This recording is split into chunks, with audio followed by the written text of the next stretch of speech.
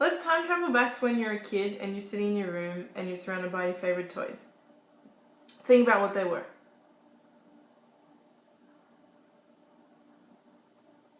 Okay, now that you have them, were they marketed for your sex? So if you're a boy, did you have the Ken dolls and the Tonka trucks and the action heroes? And if you're a girl, did you have Barbie doll playhouse? Did you have, I don't even know, Bratz, whatever, little pink vacuums and cooking sets? So were they marketed for your gender? What colours were they? Girls, did you have an overwhelming amount of pink and purple things? And guys, did you have a lot of black, grey, camouflage, dark tones? Probably you're going to answer yes to most of these questions, which is pretty standard because when you walk into a toy shop or a department store, it will literally say boys' toys and girls' toys. So the next thing I want you to think about is the word feminine and what comes to mind when you hear that. I'll give you some things that I think of. I think of soft, delicate, fragile, petite, slim, gracious, elegant, quaint, ladylike, British, tea, pastel colours. Feel free to add or take away, it's your definition. Now I want you to, you can write down or just think of words that come to your head when you think of masculine. For me, that's strong, dominant, aggressive, powerful, in control, the man, assertive, passionate, provider, hunter, just strong and courageous and brave, valiant. Those are my words. So here's one thing to notice in your own observations or using mine. Are there any parallels, or have all the words that I've listed for feminine and masculine become opposites of each other? And in my case, in my definitions, they are opposites. And I want to look at that because I don't think that men and women are opposites at all. So I want you to think about your time in high school now. And I want you to think about something you would say to try and offend a teenage boy's masculinity. In my experience, the most common insults you can use to emasculate someone are you're a faggot, you're a pussy, you're a bitch,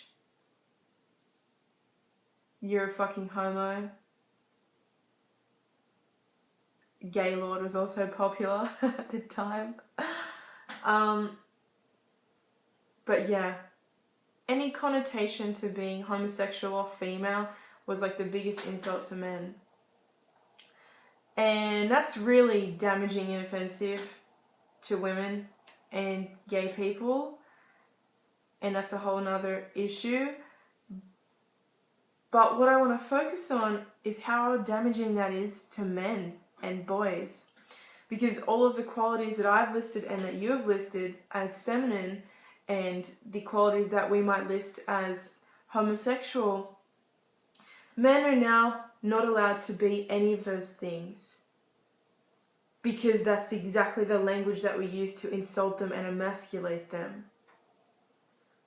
So what that means is that they're left with only a few adjectives where they won't be criticized and ridiculed for whatever reason. And that is strong, brave, courageous. They get left with the defaults of aggressive and violent as the only means of expressing themselves when they're sad, upset, afraid, emotionally distraught. And what that results in is a group of people, a huge group of people, who do not have access to the spectrum of human emotions. And that plays out in this crazy level of domestic violence, sexual abuse, rape. And when I say rape, I mean men raping women, men raping men, men raping children, boys and girls. Men are the perpetrators of this violence, and you have to wonder why. And this is why. Because we set them up to fail, and we don't allow them to be human. What I'm asking you to reconsider is language used when dealing with men, and how hurtful that is to everyone involved in emasculating homosexuals, people of different races, women, other men. Everyone loses. Everyone loses. The thing we need to wake up, and seriously wake up to, is that we're all human.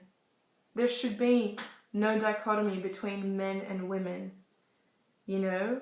Masculine and feminine, they're just words. People are people.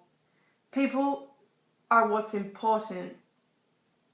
People, real people, experience emotions on the full scale and on the whole spectrum. They experience happy, sad, angry, aggressive, upset, fearful, afraid, valiant, brave, courageous, depressed, ecstatic, everything. People cry. People get sad.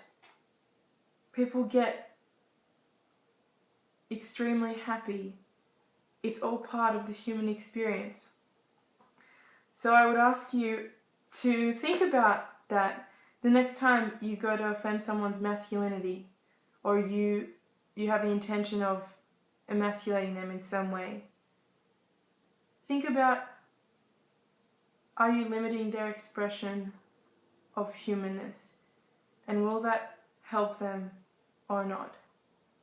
Be kind, because we're all just people.